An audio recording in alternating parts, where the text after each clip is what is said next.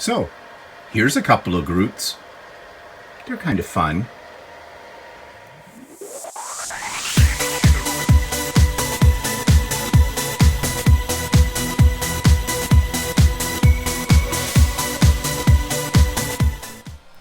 Good morning, everybody. It's Stephen here for Bland Designs and the Idiot Quilter, and welcome to my weekly vlog for Monday, June the 21st, 2021, the longest day of the year. It's the summer solstice, and it is day 467 of COVID, and it's been 82 days since my last haircut, and yeah, it's driving me batty. But it doesn't look like I'm going to be able to get a haircut for at least another probably 2 weeks. And that might be being optimistic. But we'll say more about that later. But right now, current projects, I'm still working on the Rose of Sharon in the hoop applique quilt. I haven't got that far on it since I saw you last week. I've gotten waylaid by a few other projects, like this one right behind me. And this is the mystery quilt. A mystery quilt, if you're not familiar with the term, is basically you are given over a period of time, maybe once a week or once a month, the instructions for one of the sections of the quilt. But you never see the final product until you get the final instructions and you put it all together. So I finally got the final instructions, and this is what it looks like. Now, very unconventional in the color scheme, I think, but you know, I kind of like it. It's something a little different. I had some problems with this one. I don't know if it was me or the instructions, but some pieces didn't come out the way they were supposed to, so I had to do a little bit of fudging. And because the fabric is fairly busy, you really can't notice those little oopses. And I'm not going to point those little oopses out to you. And I'm not going to let Walter look at it too closely either, because he will find the oopses. But it is definitely different. It's a little bit out of my color scheme with the greens, because I'm not a big fan of greens, but that is Tim Holtz Eclectic Fabrics. The green is anyways, and the other ones are just a mix of batiks and some other printed fabrics that I had in my stash. So this is just the top. Now it comes time to get it all layered and start quilting it, and I am going to do free motion quilting on this, and I'm just going to say the hell with it. Because this is already something that was out of my comfort zone, I don't really care what the free motion quilting is going to look like. In fact, I might even do it so that it is very visible on this quilt. I mean, what the heck? It's already busy. Let's make it even more busy, right? I don't know. I don't know until I sit down in front of the sewing machine and start working on this. I will probably do a simple stippling or meandering all over quilt design. I don't think I'm going to get into anything too elaborate. I might do something a little different in each of these little squares inside these stars. And I'll probably do a little stitch in the ditch around each of the squares as well, just to anchor it when I get started. But that's later today. I have to get it all layered out, and you know how much I enjoy layering quilts. I don't, but I'm going to do it. I'm determined. I am going to get this one done in a timely fashion. It is not going to become a UFO. I have too many of those already. And UFO, for anybody who's not sure about terms, is unfinished object. I throw around these terms thinking that everybody knows what they are because they're so common to those of us that quilt. But I had someone mention on one of my Idiot Quilters some terms that I had used they did not understand because they weren't a quilter. And I'm glad that they did bring that up because, yeah, Walter and I got thinking about this. We throw terms around all the time about quilting and sewing, and other people may not know what we're talking about. I know when I watch some knitting podcasts, they seem to be, or vlogs, they seem to be very much into the short forms of things, and I have no idea what they're talking about. It's almost like a secret language. So yeah, I have to keep that in mind when I'm talking about things, especially when I'm talking about things on the Idiot Quilter. Never assume other people know as much as you know. That's one of the first rules about being a teacher. That's what I always used to preach to student teachers. Always assume the people you're teaching do not know as much as you do. In other words, explain things for other people. So anyways, that's what I'm working on right now. Also, I did finish the City Lights quilt, and I'm going to show that to you. I didn't have enough space to hang it up here where the other one is, so I'm just going to hold this one up. It's smaller anyways. You've seen it before, but now it's completely done. It's bound, it is quilted, and I'm happy with it. I think it turned out really nice. Now, I did do some free motion quilting on this, where you see the cityscapes. Those are done as straight line walking foot, but in the bigger spots, blank spots around them, that's all done with free motion quilting stippling. And if I do say so myself, I didn't do too bad a job, but I did use a very light thread, so it's almost impossible to see unless you're right up close and personal to it. And I do wish now that I had used a little darker shade with it, but really too much. You don't want the focus to be on the quilting, you want the focus to be on the panels, because that's what this one's all about. So what am I going to do with this one? Well, it could be a lap quilt, but I don't think that's what it's going to be. I have a spot on a wall in my guest bedroom where there's a whole bunch of other quilts all laid out on the bed, where I could actually hang this up. And so later today, I'm going to do that.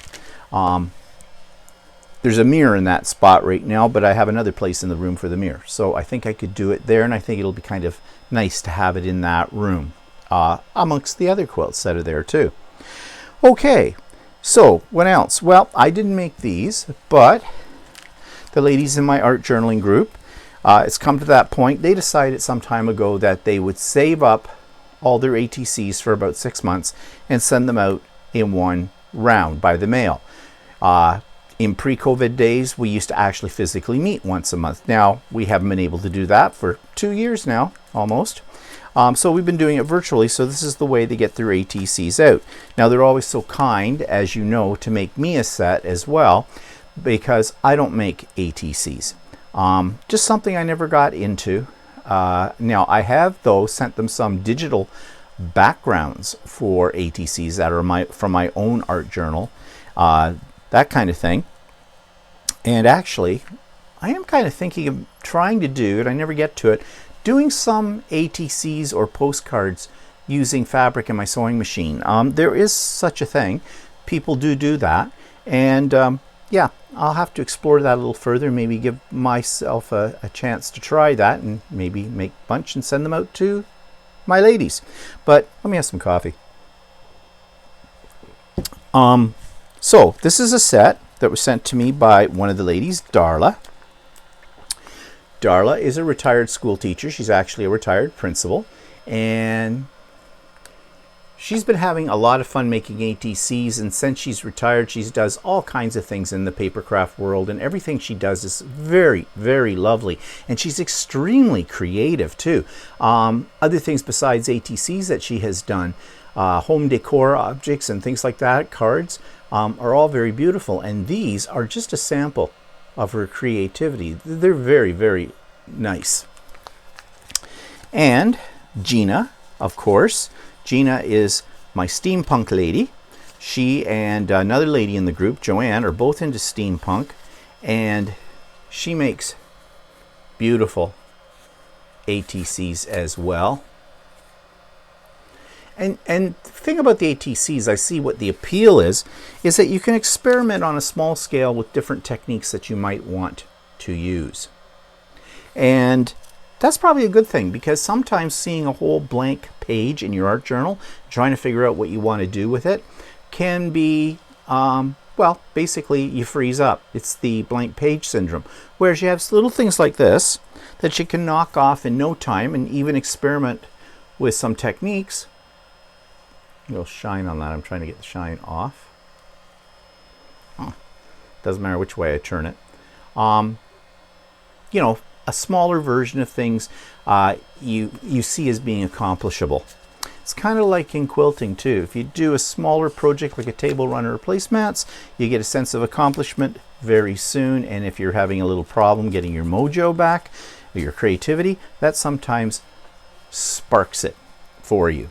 And I have found that anyways. So yeah, those are beautiful, and there's probably some more coming as well. When those arrive, I will show those to you too. And these will all go into a place of honor I have set up just for those ATC cards. And believe me, I look over the side and I can see them. Yeah, I've literally have hundreds of them now. Yeah. So, you know, anytime you're feeling uninspired, well, I just look at those and they spark something in me. Okay, so that takes us to the YouTube channel of the week. This is by a woman called Shirley Serban. I'm not sure if I'm saying her last name correctly. It's Serban.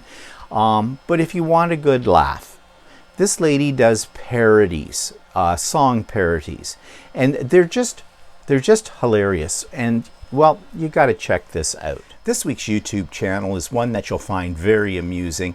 It's a great laugh, and if you like parodies of popular songs, then you're going to love this particular site. It's called Shirley Serban, and I'm not sure if I'm saying her name right, but it's Shirley Serban, Serban. And I came across this by accident, and I think it's hilarious. So now I subscribe to it. It's good for a laugh once a week or so. I thought I would read you the description she's included with her YouTube channel so you know what it's all about. She says, "Hi, I'm Shirley from New Zealand. Creating songs to make myself and others smile has been one of my favorite pastimes since I was a child. With the onset of COVID-19, I've been creating and sharing re-lyriced classic songs, as well as a few originals about current events to help keep myself happy, and I've found that others enjoy them too. The purpose? To educate and bring joy in these dark times. Yes, the pandemic is serious, but yes, we can all do with a bit more joy. So welcome to my channel. Make a hot drink, get yourself cozy, and enjoy. Sing along and smile.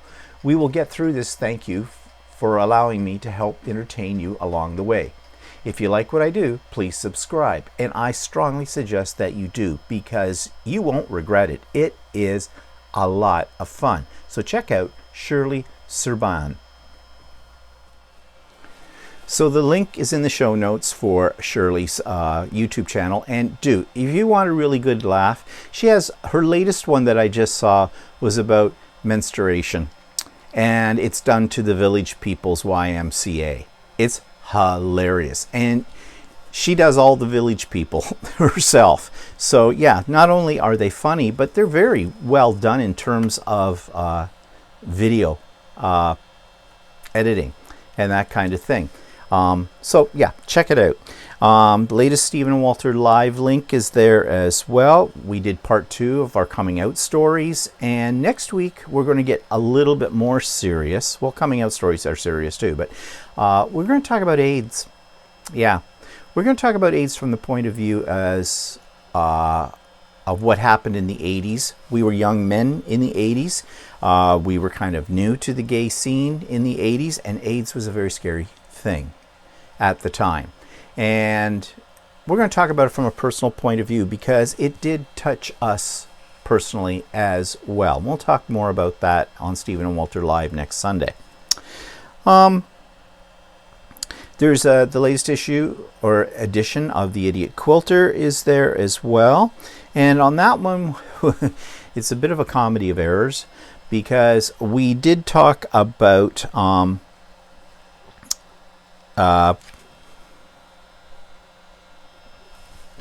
mental block. Okay, we talked about how to transport your equipment for a class or to a retreat. And basically we talked about different methods of protecting your stuff, but at the same time keeping yourself organized, being able to find everything that you've took with you. And while we were doing that, we were demonstrating the bags that we have that we carry our sewing machines in, which are quite elaborate and fairly expensive, but great bags. I was trying to show how my bag collapses for storage. Yeah, do you think I could get it to collapse? No. And then I realized, took me a while, that I was doing it wrong. That's how long it's been since I've used the bag, because I haven't been to a class or retreat in almost 2 years. So anyways, if you want to laugh, you'll get it there. There's a link to the latest interview that I have done, and people seem to be liking the interviews, and that's great. And you know, these are not just limited to people who quilt. I will interview anybody about their creative journey. So don't be shy. I keep saying this week after week, but really, I mean it. Don't be shy. Please, just drop me a line. Emails in the show notes saying you'd like to be interviewed, and I'll take it from there. There's nothing to be worried about. It's fun. I've been told they're fun, and I want them to be fun. They're in a very relaxed mood. I don't put you on the spot. I give you the questions in advance so you can think about them or alter them. So please consider being interviewed. And it doesn't matter, as I said, if you're a quilter, sewer, if you're a paper crafter, scrapbooker, art journaling person, a gardener. I don't care. It doesn't matter. Anything that's creative, and everything is creative. So let me know. Okay, and there's our So Chatty. Actually, I got things mixed up here. Figures. So Chatty is where we talked about transporting of equipment to classes and retreats. The Idiot Quilter was a variety of things, as it always is. Both of those are in the show notes below. So, yeah, that takes me to what's pissing me off this week, and I call it the red badge of courage, or basically the red badge of stupidity. Walter and I, last Thursday, got our second shot. It happened very quickly. We were really thrilled with it. Now, our first shot was AstraZeneca, but we got the Pfizer shot as the second one. And you know something? Our government still is out to lunch on all of this stuff, and our doctors, because first of all, they were telling us, okay, if you get one particular vaccine, the second one should be the same. Then they found out there were problems with AstraZeneca. Great to know after the fact. And yeah, it's okay. You can mix and match. It's not going to be a problem. But then they turned around and said, but if you can get your second shot as the same as your first, you probably should. But, you know, if you can't, well, it doesn't really matter. Okay. That gives us a lot of information, doesn't it? So, we don't have any AstraZeneca right now. There seems to be a shortage of that. But there seems to be enough Pfizer and Moderna to give everybody a second shot. With that want it. So, beggars can't be choosers. Walter and I discussed it. He did have a little bit more of a severe reaction than I did to the AstraZeneca. And when I say severe, it wasn't that severe. He felt really tired, drained out. He did develop a few what they call blood spots, which worried him because AstraZeneca, has the rarity of causing blood clots. And Walter is a bit of a hypochondriac, and he looked up these blood spots, and they can often be, he said, what he found, an indication of a possibility of developing a blood clot. And Walter has had a blood clot before in his life, so, he's a little apprehensive about that. So we decided we would go ahead with the Pfizer. We got information from the drugstore, from the pharmacy that we had gotten our first shots from. They sent that to us by email saying that, this was coming really soon. And if you wanted the Pfizer shot, even though we'd gotten the AstraZeneca, to, fill out this form thing, and then they'd be in touch with the information for booking. That all happened very quickly. So we were expecting it was going to take a couple of weeks. It took only a couple of days, and in we went. And the pharmacist that was giving the shot this time was different from the pharmacist that gave it to us the last time. And she was good. Oh, she was really good. She was right on time with the appointments. Walter was scheduled for 12:35. I was scheduled for 12:40. Bang. We just right on the right time, which I found incredible. The one that was doing it before was behind. The one that did it before, too, didn't seem to know what she was doing. She seemed to be a little screwed up with the paperwork and things like that. Now, mind you, that was the first round, and now everybody's gone through this, the first round kind of a thing. People are getting it down to a routine, so that may have been the problem. But this other one, she was asked, I sat down, I asked questions. I didn't even see her filling up the needle, and she's still talking to me, and bang, the needle's in my arm and out. I'm done. It took, believe it or not, no more than 45 seconds from the moment I walked into her little cubicle and the moment I walked out. Easy peasy.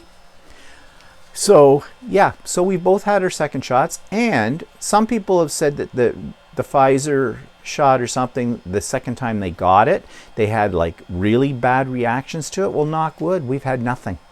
Oh yeah, our arm was a little sore, but that's not unusual, right, when you get an injection. But really nothing. I had more of a reaction, which was next to nothing, with the AstraZeneca than I did with the Pfizer. So yeah, we are now fully vaccinated.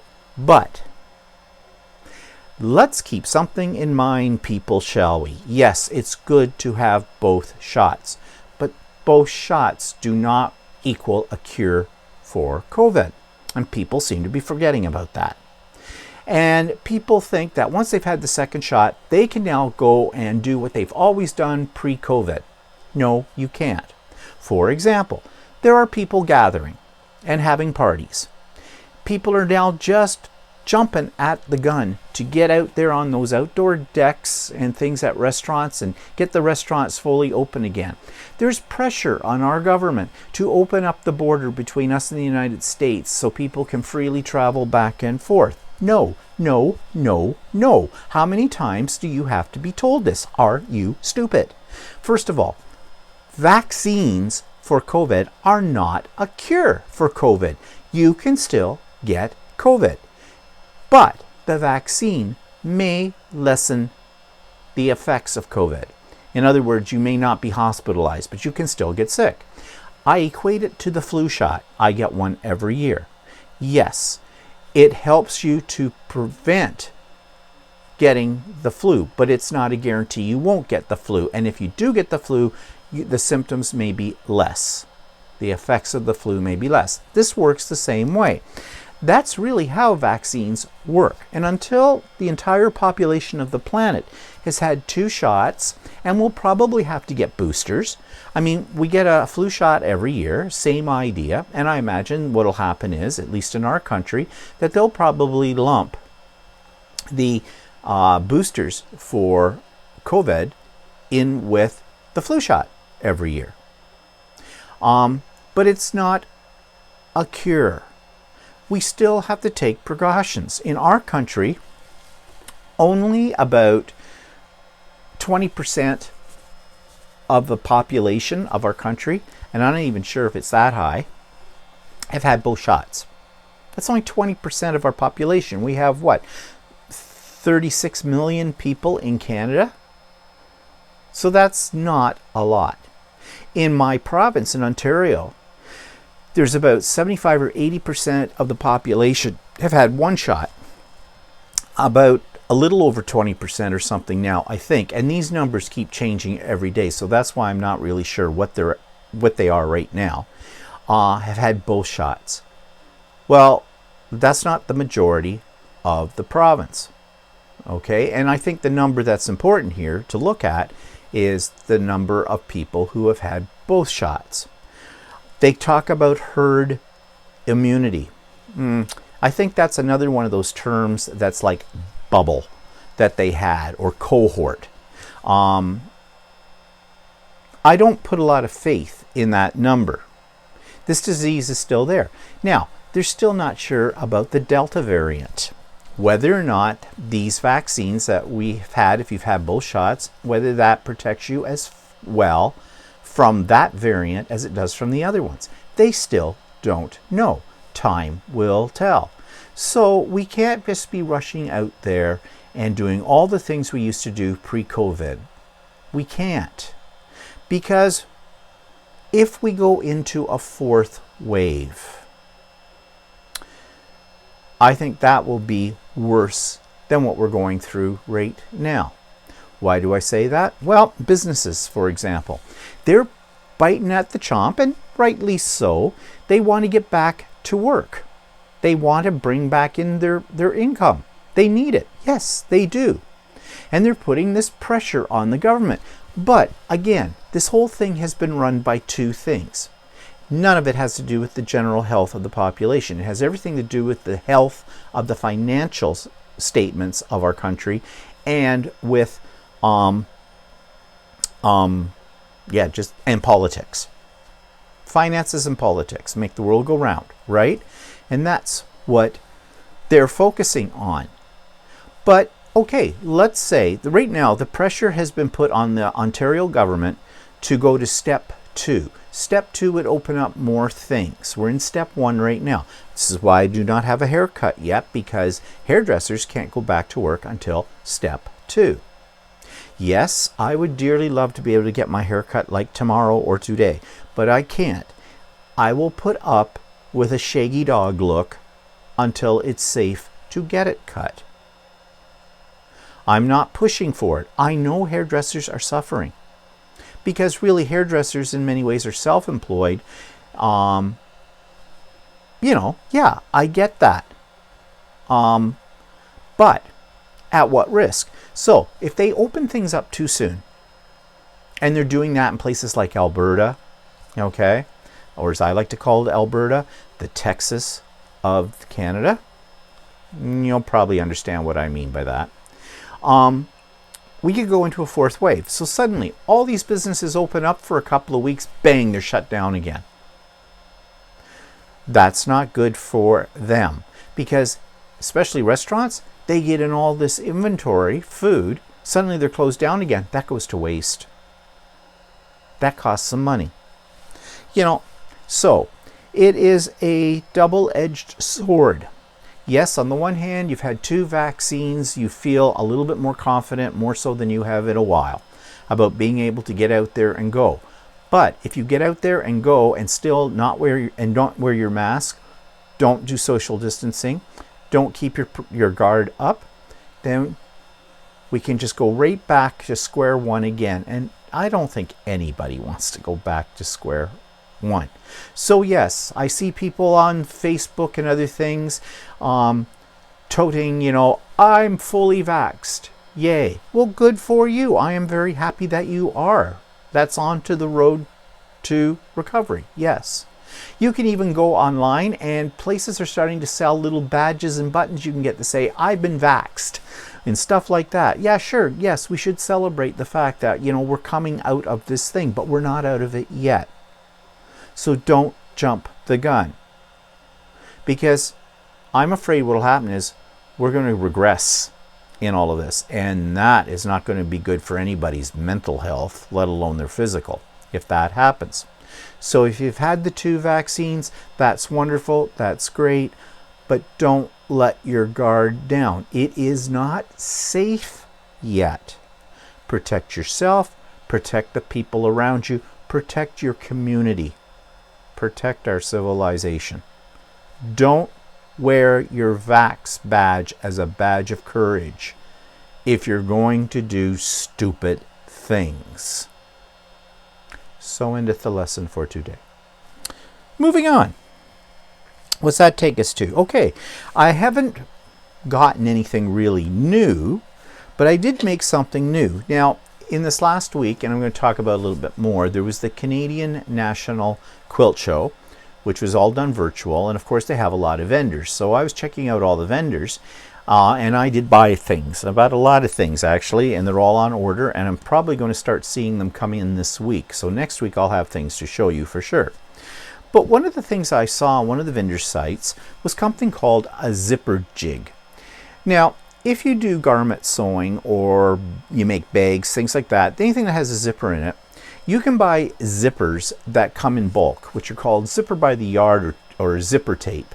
And oftentimes these are just really long pieces, several yards long or meters long, of zipper. And they come with a whole bunch of the little zipper catches. What do you call them? I don't know what you call them. But the thing that you use to close and open the zipper. And you have to thread those onto these zippers when you're going to sew them into whatever your project is. They can be very fiddly to get them lined up to do that.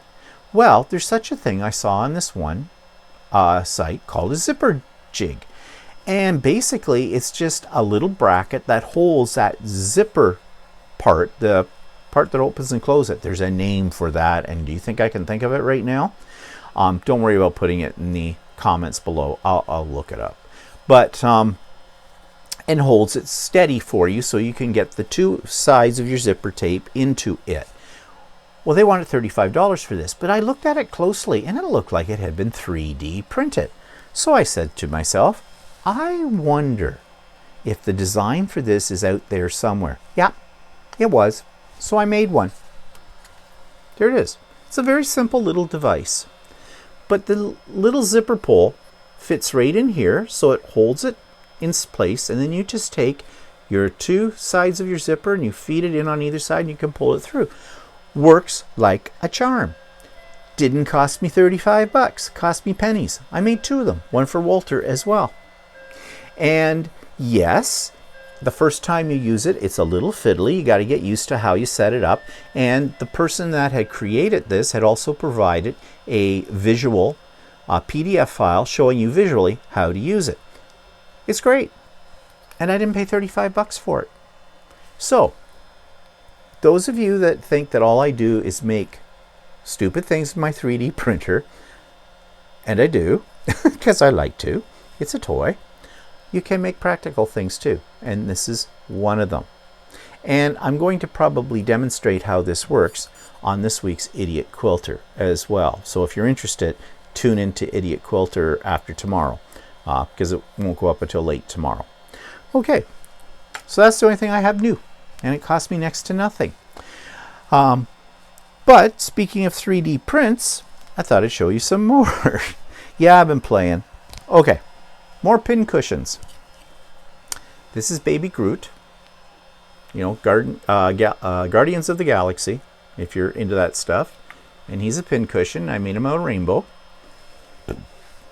I think he turned out, I hope you didn't hear that, but he just sort of burped. Sorry, excuse me, what a pig. I'm really into making pin cushions right now. I got a lot of them. And everything I look at on 3D print models, I look for the potential of them becoming a pin cushion. So I think this is fun. It's just fun. But you want to see fun? Okay. This might be taking it a little too far. It's a toilet. It's a toilet pin cushion. Now, originally this design was on there and it could be a flower pot for a succulent or something like that. But I made it into a pin cushion. And you know, I thought you could put a little sign on the back of it and going something like, I just sewed crap, or my sewing is crappy, or something like that. I don't know. I just think it's kind of fun. It's a nice little novelty idea. And you know that I did a pin cushion out of a Buddha head as well, but I did blow the Buddha head up because I really thought it would make a great flower pot, and I think that's what it was intended for. So here it is, Buddha head flower pot. These are philodendrons that I've rooted from my main philodendron. They will get bigger as time goes by. I've got a whole lot of these. During COVID, I've been taking snippets from my main philodendron plant, because that's the only kind of plants I seem to be able to grow are philodendron, because if you forget to water them, they still survive. And I've got about 4 pots full of philodendrons. Originally, my thought was I'd start these so I could put them in my mother's new room. I may still do that. The only problem is they'll never get watered there and just die. But we'll see. But I have a lot of philodendrons, and that pot is good. And then yesterday, I spent most of yesterday going through hundreds of 3D print designs, looking for more things that potentially could become pin cushions. And I found a lot of other interesting things that, well, basically I've got a binder full of pictures of things that I want to make. But in there was this. These are buttons, big buttons, but they're coasters. They're drink coasters. And I think you can, the picture I saw of these, they had some string or something, you know, threaded through these to look like they're sewn on. The only thing I'm not sure about on that is that if they might make them wobble. I got to experiment with that. But I was also thinking I could draw them on with a Sharpie as well. So I might try that. Just another little, you know, novelty item. And I did these out of the rainbow filament. Actually, I've got some ends of rainbow filament I was trying to use up, and that's what I did these with. So I may make another couple of these, and you know, they're another thing that could be a cute little, you know, gift at Christmas time along with a pin cushion. I'm running a theme here. I'm thinking of my ladies at the Ultimate Sewing Store. you know, because I always like to give them something at Christmas. And so I'm working on things like this. I don't know if I'd give them a toilet. Although, knowing those ladies, they have a real sense of humor, so they'd probably think this was a screen. Okay, so that's what I've been doing with my 3D printer. So what's that take us to? Okay, this is part 2 of the mixed media tag made from garbage. And I still haven't started on a new project. I'm sorry. So probably for the next little while, until I get my mojo in the right spot for that, to do some paper crafting or mixed media work, you're going to see some old projects from way back. So this is one of them, and this is part 2. Just to create a little bit of a border.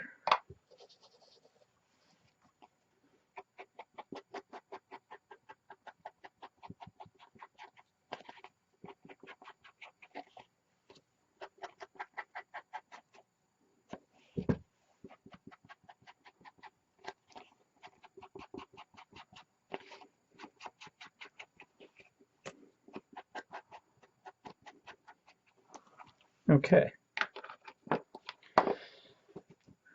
So I think that's all I want to do with my background, or is it? I'm thinking maybe if I get out a script rubber stamp and maybe go over that again, that'll add a little bit more dimension. So I think I'll do that. So I'll grab my script stamp and be right back. So I've got my script stamp right here. That's what it looks like. One of Tim Holtz's, Stampers Anonymous. And I'm using Distress Oxide Black Soot.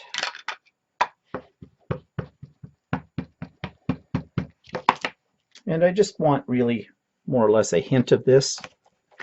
I don't need a perfect impression.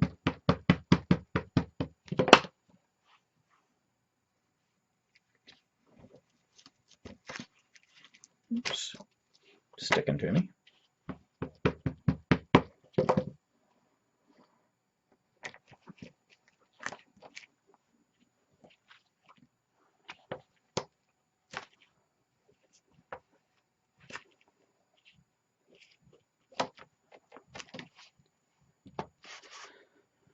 And that's probably good enough. Now, I have a little problem. Problem is, these are the oxide inks. They are water reactive. I am probably going to put more wet medium on this. So, how am I going to get around this? Oh, I just noticed a little spot right there needs a little touch. Okay, there we go. A little touch there too. So what I think I'm going to do is I'm going to hit this with the heat gun, and then I'm going to hit it with a workable fixative. And that'll seal it. And then I'll be able to use any more wet medium that I may be using on top of it without the oxide inks running. So I'm going to do that and I'll be back. Okay, so I sprayed the tag with a clear matte finish fixative, and it's dry now. It didn't take long. It only takes it about a couple of minutes to dry, especially if you use a heat gun. And I've laid out my elements that I want to put on this, and I'm going with sort of a vintage fashion look, sort of a turn of the 1900s into the 1920s kind of look on here. So I have these on layers, and I think what I'm going to do is I'm going to age the edges. I'm going to glue these down. I'm going to use a glue, not a matte medium for this, I think. Well, maybe with the lower pieces, I might use matte medium. And I may rip this one a little bit so that we don't have such straight edges up here in the top. And I'm going to raise some of these elements up a little bit to give it more of a 3D effect, and then we'll see where we go from there. So I'm going to put this on fast forward as I do this so you can see the process.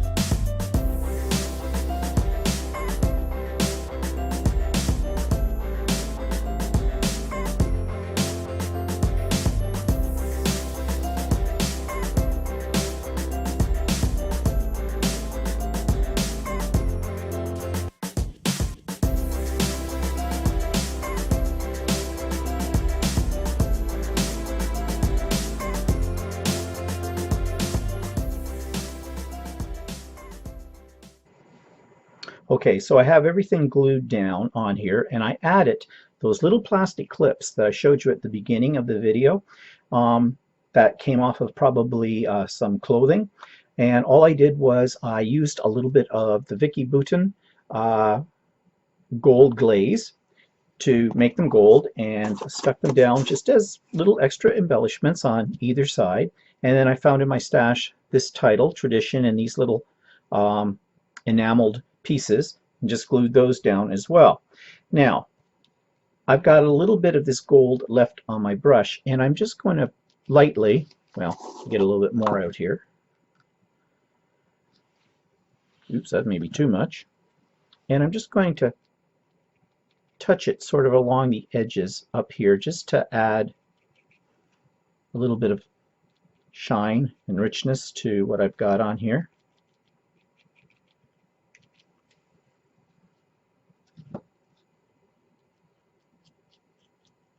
I did try to use one of my gold rubs, but the gold rub just rubbed right off of the plastic, which is to be expected. However, maybe if I had treated those plastic pieces with a little clear gesso first, it would have stuck better. And just put a little bit more here.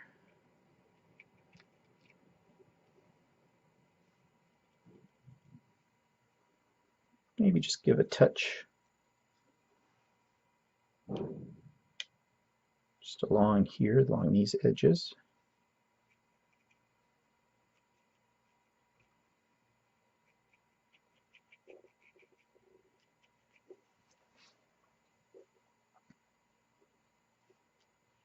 A little down here on the plastic ring. I'm hoping that's going to stick. I was having some problems with this sticking, but I think it's just a question of the glue having some time to dry. And I might just add a touch more onto this little piece. Got to kind of build it up in layers to get it to stick because of the plastic.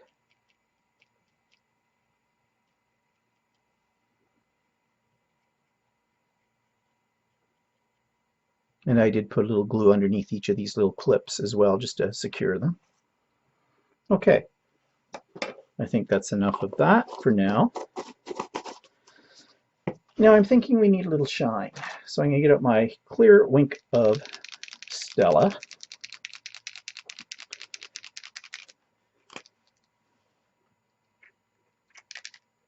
Get it running here.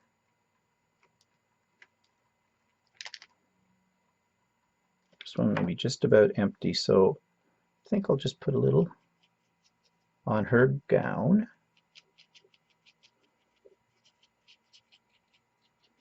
Just to give a little sparkle.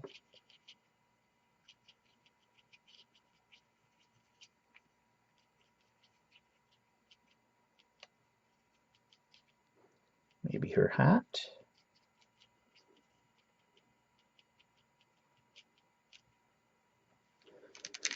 And on this lady, maybe a little bit here and here, here and there on her gown as well.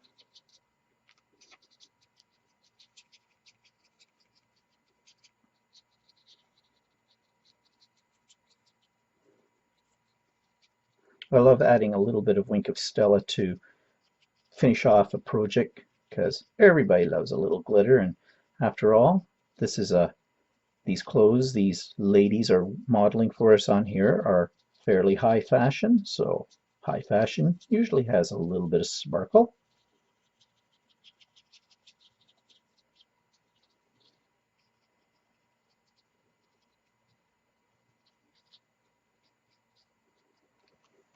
And for the gentleman, why not give the gentleman's jacket a little bit of a sheen as well?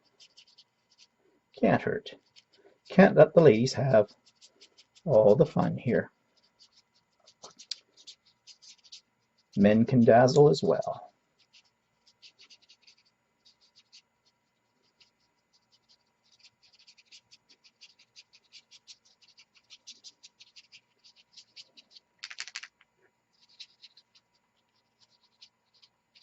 Definitely running low on the Wink of Stella. I'm going to have to get some more of that. Give this tie a little bit.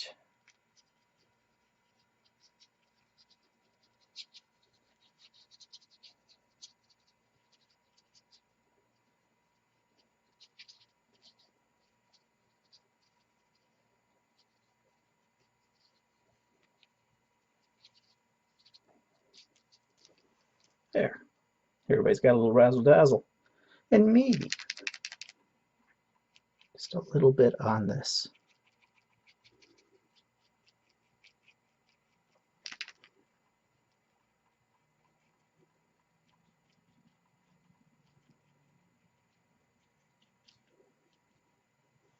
And there we have it. Okay. So, you see what you can create when you just simply use garbage.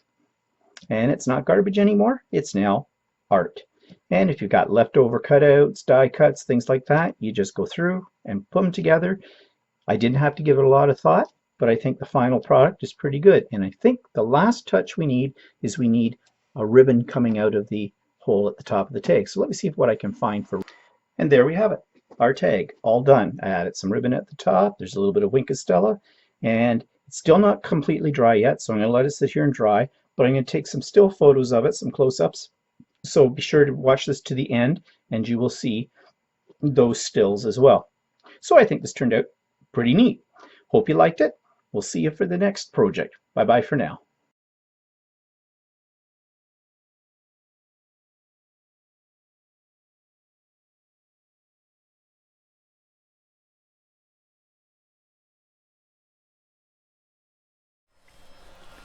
So that takes me to the events of the last week, and the highlight of the week, or the most significant event besides getting our second shot, is my mother.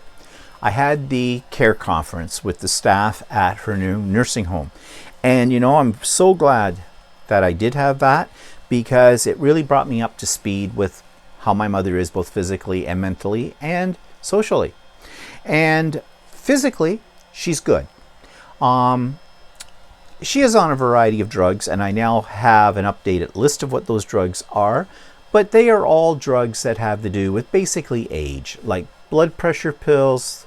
She has a hyperactive thyroid. She's had that for a long time, so I knew about that. She does have glaucoma. They treat that with drops. She's had that for quite a long time, which reminds me, when we get into step 2 or 3, I hope I'm able to get an appointment to have my own eyes checked, because they checked me for any signs of glaucoma as well, because apparently glaucoma is hereditary. Yeah, isn't that nice to look forward to? But anyways, I digress. She does have arthritis in her hands, as I've said before, and they are treating that as best you can treat arthritis. And essentially, it's like when she wakes up in the morning, her hands are kind of curled up. Okay, and getting her fingers straightened out or opened up a little bit more, I think, is painful for her. And they do have her on a painkiller for that. And they do something with some cloths. They put it between her fingers, and I think they basically slowly loosen them out for her and things like that. And I did ask them. I'd asked my mother about this and said, Mom, do you have a lot of pain with that? And she claims she doesn't. So I asked them. I said, does she have a lot of pain? And he said, well, she does have pain. That's why she has a painkiller for it. However, she doesn't complain about it.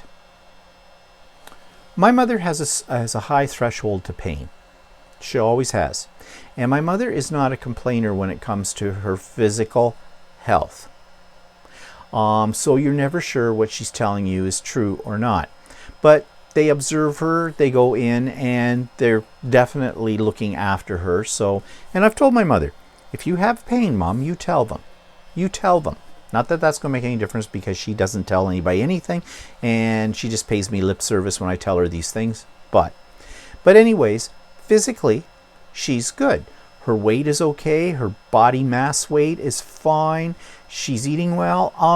The eating part was kind of different. They said, oh yeah, she's eating well, and she especially likes her desserts. Well, yeah, my mother's got a sweet tooth. That isn't anything new, but that's fine. I don't care. Let her have all the sugar she wants. She's 81. What the heck? My mother only weighs 118 pounds. You know, She's only 5'2". So, you know, a few extra pounds on her isn't going to hurt. And I don't think they hold back on it for her. So as long as it's not making her sick, they're fine with it. They did say one thing though, because of her arthritis in her hands, she has a little bit of difficulty with the usual utensils, flatware, holding them. So they gave her ones that are a chunkier type of flatware. I think I bought some of those for my father because he had trouble with his hands as well at one point. My mother refuses to use them.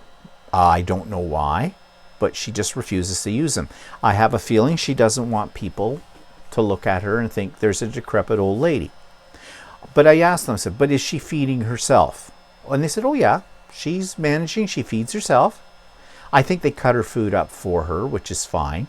But okay, so as long as she's feeding herself, you know, then if she doesn't want to use the chunky flatware, then that's her prerogative, as far as I'm concerned. Now, mentally, I asked them about, you know, my sister especially seems to be worried that my mother's developing dementia. I don't know. I think sometimes it's just her mood, but maybe not. So I asked them, you know, can you give her a test for, you know, to detect what her mental capacity is? And they said, well, actually, they just gave her one on May the 27th. I said, whoa, okay, what was the results of that? And they said, well, she scored a 15 out of 30, which means she has a moderate, I don't know what you'd say, a moderate impairment to her mental faculties, maybe. But the staff member told me that they've determined this on a scale based on questions they ask. One of the questions they ask is, do you know what day it is, what month it is, what year it is? And my mother seemed to get that without too much trouble. But then they asked her, do you know the city you're in? And my mother kind of looked at them blank and didn't really know. Now, she was living in one place in the old home. She's now been moved to a new place, a different town altogether in that. So she could be a little disoriented from that. As far as dates and things like that are concerned, you know, one day melts into another when you're in an institution.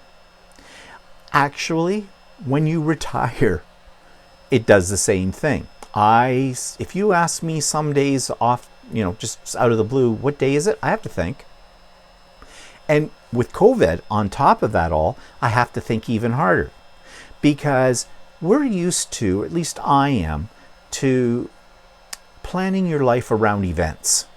You know, like next week is somebody's birthday. Next Saturday I'm going here. Tomorrow I have this to do. I got to go over there. But during COVID, as those usual routines or those things that you would be looking forward to doing have been shut down, shut off. So you don't have that as basically as a marker. I do have an agenda and I look at it on a regular basis. And I do look at the calendar on my phone. But my mother doesn't have any of those things. Now, I think there is a calendar in her room. I got her one. Of course, that one might be outdated. So I don't know if she's got anything recent there. Note to self, when I can actually physically go in and see my mother, take a calendar. But they also asked her to spell the word world backwards. Now, you try and do it right now. Yeah, I'll wait. Not so easy, was it? No. Spelling it forwards is not a problem. Spelling it backwards, you got to think about it. D-L-R-O-W. But you know what I was doing when I was thinking of that?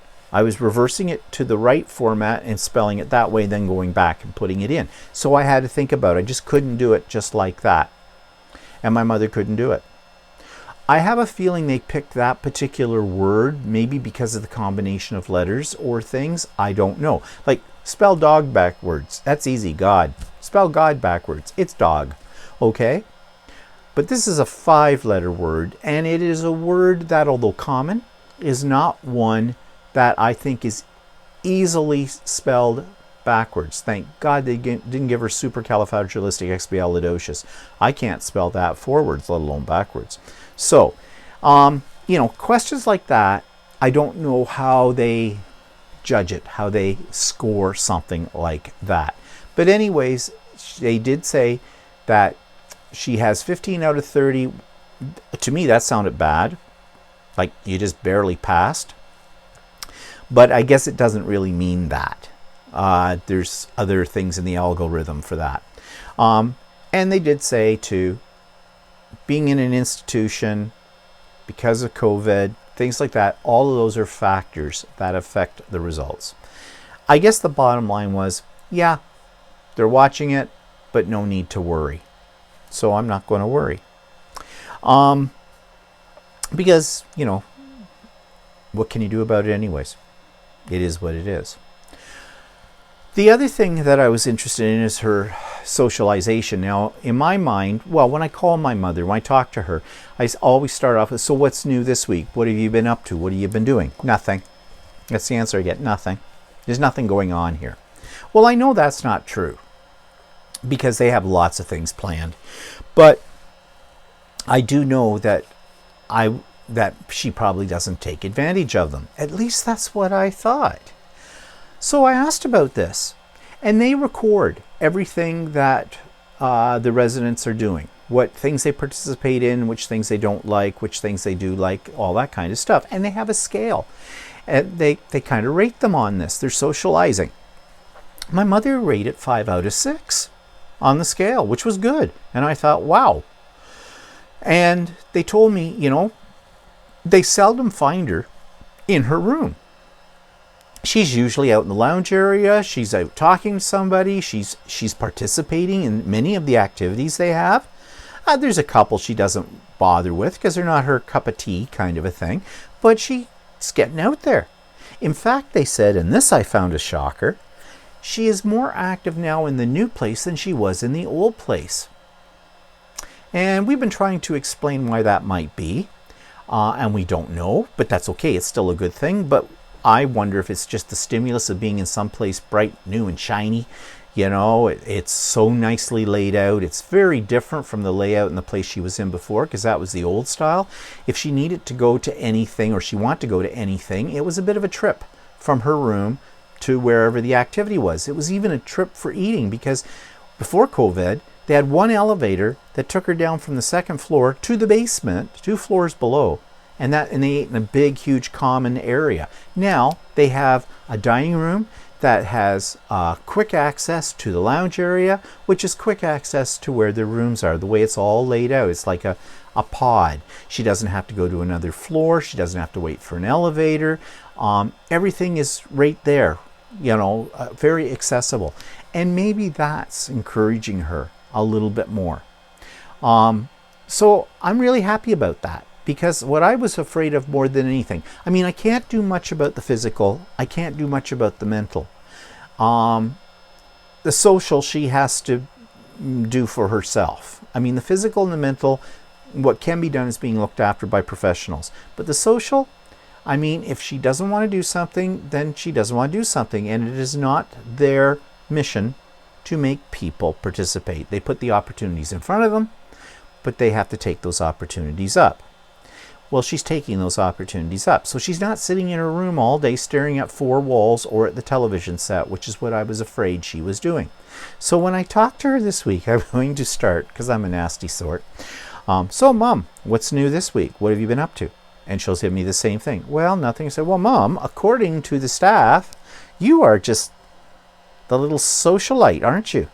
Moving around. And the answer I'll get from that is, I'll see it behind her eyes. There'll be a little bit of glint of mischievousness there.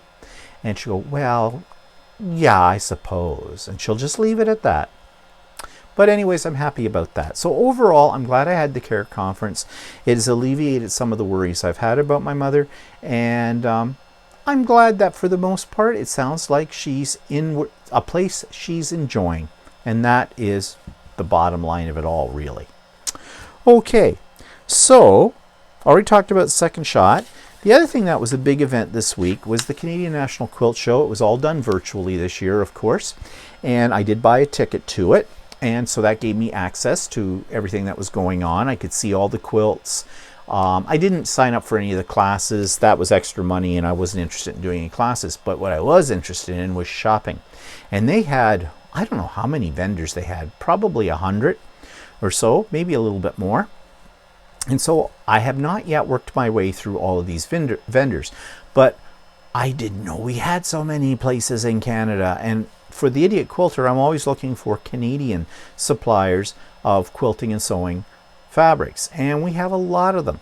So over the next, I've got enough information here to do, online store of the week for the next 3 years or more in my Idiot Quilter sessions. But of course, you check out the stores and you see things and you buy things. So I kind of had to stop checking out the stores for a while because it was starting to go ka-ching, ka-ching, ka-ching. So I have things on order, as I said. I looked at the quilts that, people put in to be judged and the winners. I don't know anything about judging quilts, but some of the ones that did not win first prize but won like second or third in a category, I thought they were better than the one that won first prize. But I mean, I am looking at it virtually. I'm not right there to see it. And there's probably some factors. Well, I know there are certain factors that go into the judging. And these people who judge them are trained. In fact, you have to take courses, many courses, to get to the level of being a judge at a quilt show. So yeah, I guess we have to bow to their decision. But it's nice to see the quilts, and God, I wish I could make some of those, or do something like that. The ones that I'm most interested in are the ones that are original patterns that people have come up with that are very, break all the rules of traditional quilting kind of a thing. That's what I would like to be able to do someday. I mean, I've dabbled in it, as you know, but I'm nowhere near the level that these people are. So it's nice to see those. So that was a nice diversion this week. So anything else? Yeah, that's about it this week, except for Wally Cooks. So Walter tried a new recipe the other night. This was when we saw on Glenn and Friends Cooking. He's a Canadian. In fact, he lives 2 towns over from me, so he's very local. And he had a recipe for something called steakhouse potatoes. Walter, of course, being Walter, he always likes to research things, has discovered that basically the other name for these is potatoes Romanoff. And essentially, well, you fry up some bacon, some onions, you grate up some baked potatoes that you've already cooked, you grate up some cheese, you get some sour cream, some spices, muck it all together, throw it in a frying pan that you can put in your oven, and bake it till it's golden brown, and then serve it hot. So that's what Walter did, and so I made a little video of this. This week on Wally Cooks, he's making something a little different. It's hot, it must be hot. He's got potatoes that he has pre-cooked and shredded cheese, chopped up onion, and in the pan he has rendered out some bacon. And then he's going to put all of these things into this pan. I don't think that's all going to go into this pan because it's not going to fit. He's making mass quantities for just 2 of us. Hopefully it will freeze. And so, what is it, you may ask? Well, I think it's called potatoes Romanoff. It's called steakhouse potatoes, but it's actually potatoes Romanoff. Well, this recipe came from the YouTube channel called Glenn and Friends. And Glenn and Friends Cooking, he does some different things every week. He's a local guy. He lives in a couple of towns over from us. And he has usually a lot of interesting recipes. And so we saw this one, and Walter thought he'd give it a try. Because Except I think I should have made half the recipe because it's a lot of stuff. Well, yeah, maybe, but we'll see. Meanwhile, over in the sous vide, we have a steak, and that's what's for dinner tonight. And if I remember to video it, I will show you what this looks like when he gets it done. This cast iron pan that he's doing this in right now is going to go into the oven eventually. I don't think so. I think it's going to be a different pan. Oh, he thinks he's going to put it in a different pan when he puts it in the oven because of the amount that he has. We shall see. So is this the stuff you had in the frying pan? No, this is potatoes and cheese. Oh. There's nothing, the stuff in the frying pan is still in the frying pan. Oh. So then what, you put this in with that? Yeah, I'll put the stuff in the frying pan in here.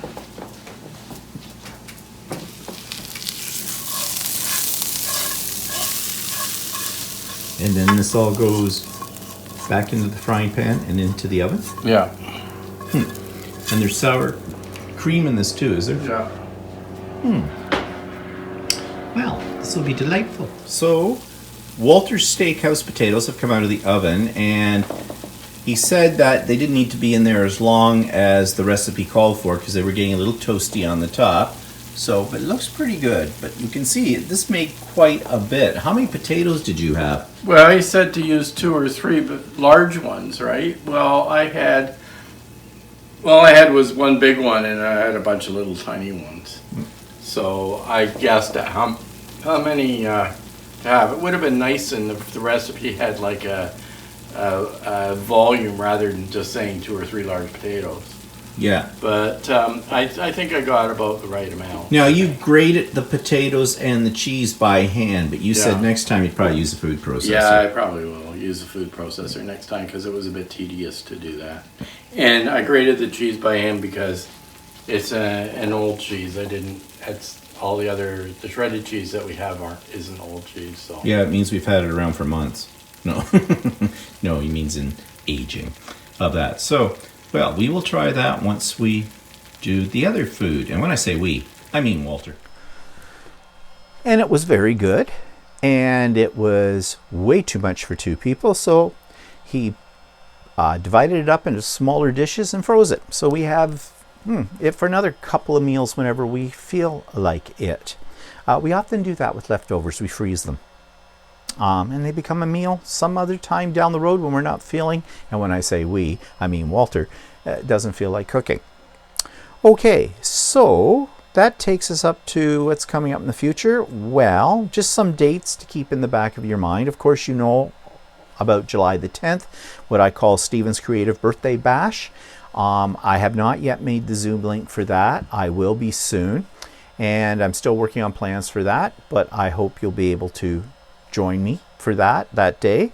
And I just realized that the next Craft and Chat is just a few days before Stephen's Creative Birthday Bash. I did think about canceling it for that month because the 2 events are coming within days of each other, but then I thought, well, then some people can't make the Birthday Bash one, so I'll just keep, Craft and Chat there, and that's on July the 7th. And probably, next week? Here we go with dates. I would fail it if I was in a nursing home, their memory test thing. I think next week I'll be posting the Zoom link for it. Probably I will post the link at the same time for the July 10th event as well, so you'll have lots of advance warning on all of that. Okay, so that's about it. I can't think of anything else that's coming up this week, except that it's going to be exciting getting my mail this week because some of the things I've ordered should be coming. So that'll be fun. And yeah, nothing else out there. So we'll see. So anyways, I hope you have a good week. I hope you have had or are getting very close to having your second shot. But just remember, don't wear the red badge of stupidity. We're not out of this yet. Close, but not yet. So we'll see you next week, and have a good week. Do something fun, do something creative, do something safe. Bye-bye for now.